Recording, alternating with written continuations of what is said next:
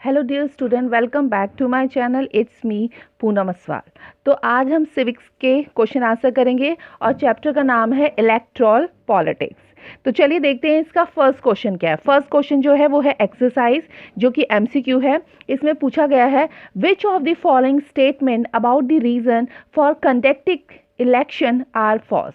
चुनाव क्यों होते हैं, यानी इलेक्शन क्यों होते हैं, इनमें से कौन सा सेंटेंस नहीं है जो कि ऑप्शन में दिए गए हैं, हमें वो बताना है सही नहीं है। फर्स्ट है इलेक्शन इनेबल पीपल टू जज the performance of the government. चुनाव लोगों को सरकार के कामकाज, उसके फैसले करने का अवसर देता है। सेकंड है people select the representative of their choice is an election. People अपने चॉइस के उम्मीदवार का चुनाव करते हैं। थर्ड है election enable people to evaluate the performance of the judiciary.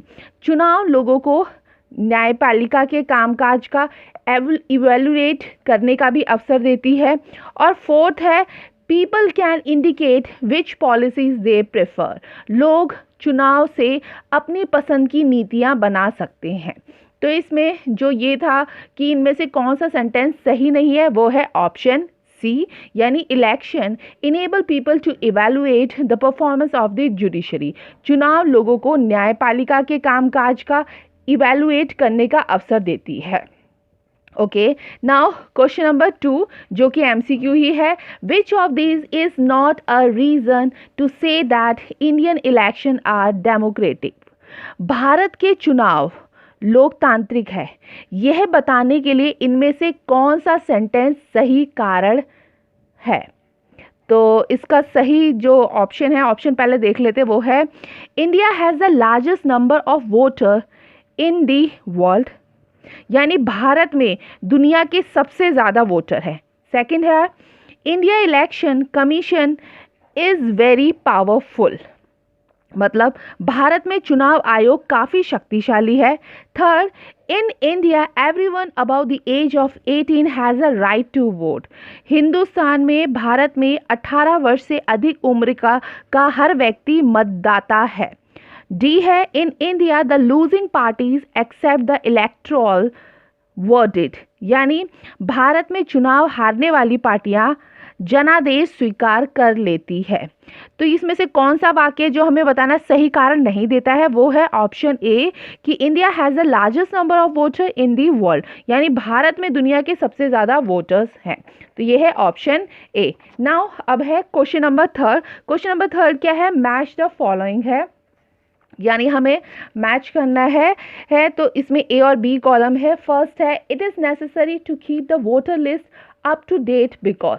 Voter list को अपडेट करें, ऑप्शन ए का ही सेकंड क्वेश्चन है।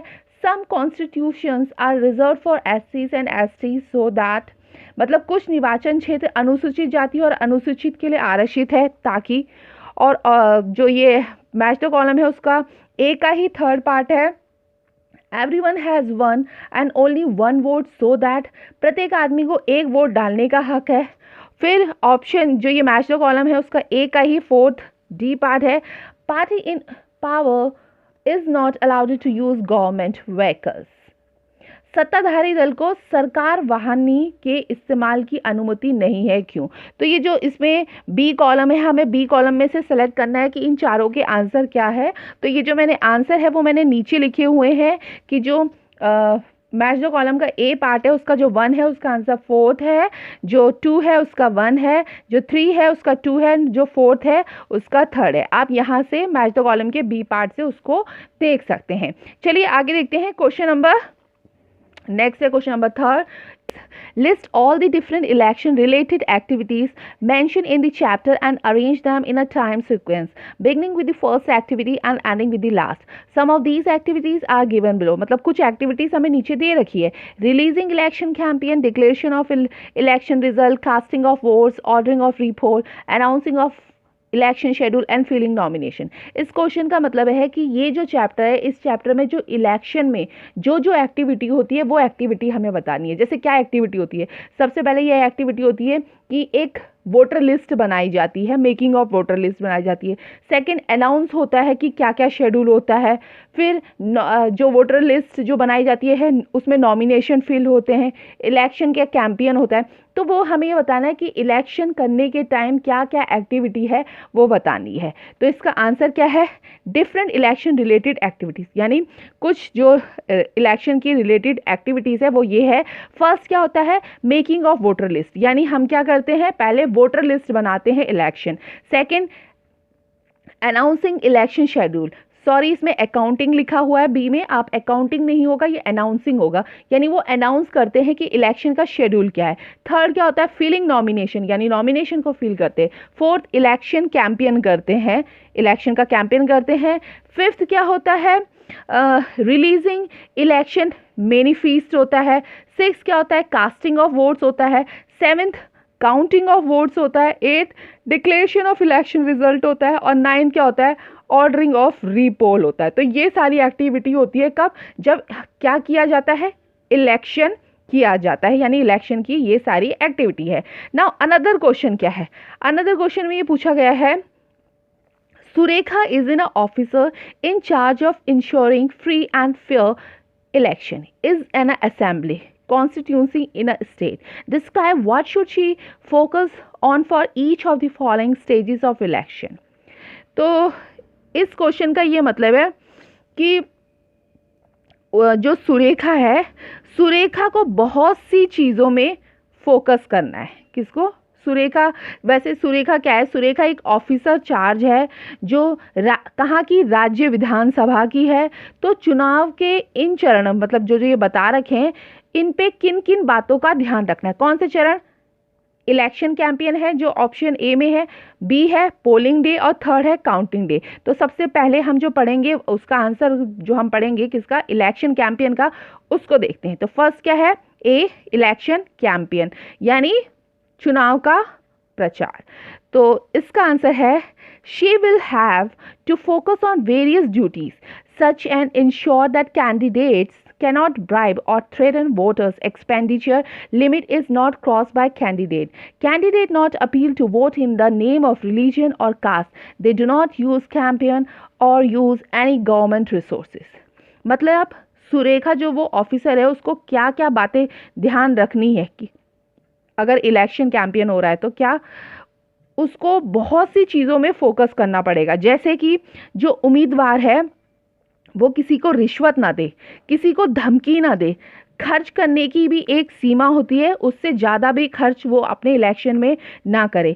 उम्मीदवार धर्म या जाति के नाम पर वोट देने की अपील ना करे, पूजा स्थान का प्रयोग ना करे, या किसी भी सरकारी ऑफिस का भी यूज़ ना करे। ये कौन देखेगी? सुरेखा देखेगी, जो इस क्वेश्चन में पूछा गया है जब क्या हो रहा होगा? इलेक्शन कैंपेन हो रहा होगा। अब है सेकंड पूछा गया है पोलिंग डे।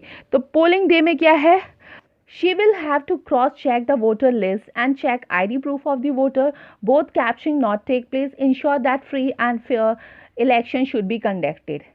तो अब जो चुनावी अधिकारी होगी, कौन था इस क्वेश्चन में? सुरेखा। उसको ये देखना चाहिए कि चुनाव क्या हो? शांतिपूर्ण से हो, कहीं भी कोई दंगा ना हो, वोटर लिस्ट जो वोटर्स हैं उनकी आईडी प्रूफ को चेक करना हो, क्रॉस चेक करना हो। तो ये सारा काम करेगी कब? जब पोलिंग डे होगा। अब थर्ड है काउंटिंग डे। काउंटिंग डे मतलब मतगणना के दिन क्या होगा? She have to look on counting is carried out. Representatives of all parties present and counting area in order to avoid malpractice. यानी जो चुनावी अधिकारी को मतगणना के दिन, मतगणना मतलब अभी इस क्वेश्चन में मतगणना का मतलब क्या था? काउंटिंग डे, यानी काउंटिंग डे के दिन वो पूरी व्यवस्था करनी होती है ताकि क्या हो? मतगणना ठीक ढंग से हो, मतगणना में किसी भी प्रकार की धांधली ना हो, और जो उम्मीदवार जीत रहा है वही विजयी हो, उसके अलावा कोई ना हो। ये सारे काम कौन करेगा? सुरेखा करेगी, जो इस क्वेश्चन में पूछा गया है कि सुरेखा क्या है? Is an officer in charge. Okay, now next question देखते हैं। क्वेश्चन नंबर 6 में पूछा गया है, the table below given the proportion of the different communities among the candidate who won the election to the US Congress. Compare these to be proportion of this community in the population of the US. Based on this, would you suggest a system of reservation in the US Congress? If yes, why? And for which community? If no, why not? मतलब नीचे एक table दे रखा है, ये है वो table. इस table में जो अमेरिकन कांग्रेस के चुनाव के विजयी उम्मीदवार में और अमेरिकन समाज के विभिन्न समुदाय का क्या क्या रेशियो है वो है। ये रेशियो में, ये किस रेशियो में जीते हैं मतलब जीते मतलब विन हुए हैं, अपने आधार पर आप क्या बता सकते हैं, हमें वो बताना है।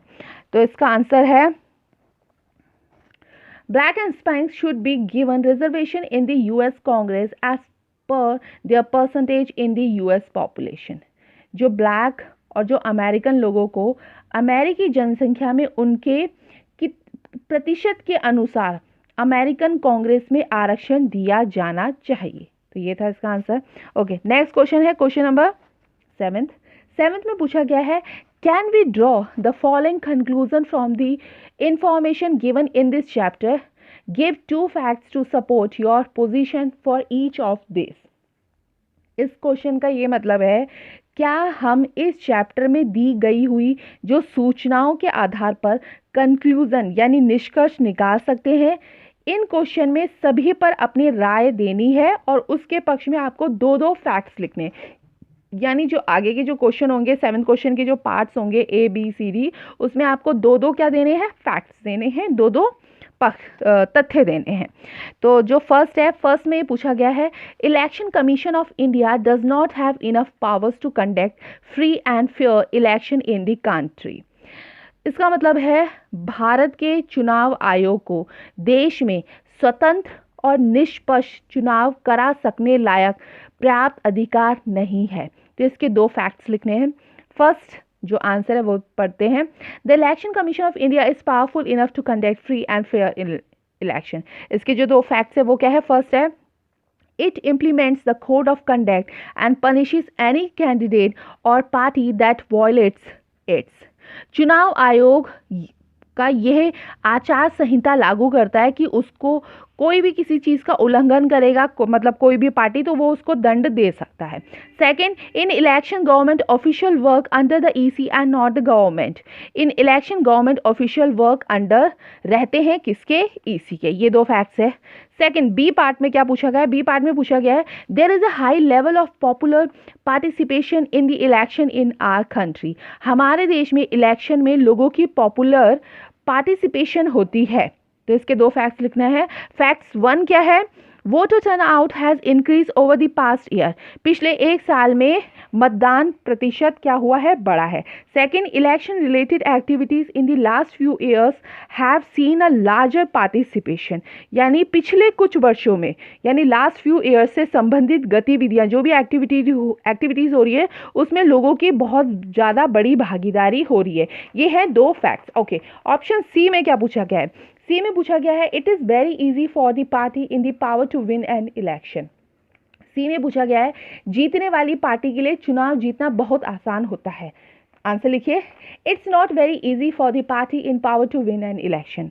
मतलब जो जीतने वाली पार्टी होती है, यानी जिसे हिंदी में सत्ताधारी पार्टी भी कहते हैं, उसको चुनाव जीतना इतना आसान नहीं होता है। तो उसके 2 फैक्ट्स क्या है, फर्स्ट है, the ruling parties rationally lose election, यानी सत्ताधारी दल भी हारते हैं, ये नहीं है कि वो हार नहीं सकते। सेकंड है, candidates who are known to spend a lot of money often lose election, यानी चुनाव हारने के बाद बहुत पैसा खर्च भी कर देते हैं। कौन, कैंडिडेट्स। तो ये बात, इसके 2 फैक्ट्स ये हैं। ओके, नाउ ऑप्शन डी में पूछा गया है, many reforms are needed to make our election completely free and fair. यानी इस क्वेश्चन का मतलब क्या है, अपने चुनाव को पूरी तरह से निष्पक्ष और स्वतंत्र बनाने के लिए कई कदम उठाने जरूरी है। तो उसके 2 फैक्ट्स बताने। फर्स्ट फैक्ट्स है, to ensure that independent and small parties not suffer in election। यानी चुनाव को निष्पक्ष और स्वतंत्र बनाने के लिए जो कदम उठाए जाने चाहिए वो क्या है।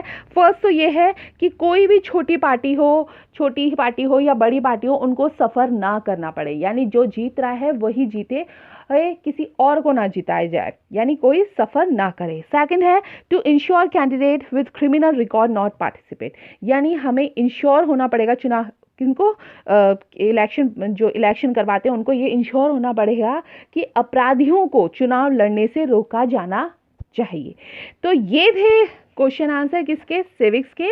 और चैप्टर का नाम क्या था, चैप्टर का नाम था इलेक्टोरल पॉलिटिक्स, यानी चुनावी राजनीति। तो ये जो क्वेश्चन आंसर है ये अभी पार्ट 1 वीडियो है, इसके आगे के भी क्वेश्चन आंसर है जो कि क्वेश्चन नंबर 8 है, 9 है एंड 10 और 11 है। तो ये जो आगे की जो वीडियो आएगी यानी क्वेश्चन नंबर 8 से लेके 11 तक की, वो नेक्स्ट वीडियो आएगी, इसकी पार्ट 2 वीडियो आएगी। तो आई होप आपको ये क्वेश्चन आंसर समझ आए होंगे, और अगर समझ आए होंगे तो प्लीज़ इस चैनल को लाइक करना, सब्सक्राइब करना अगर आप चैनल में नए हो। Thank you.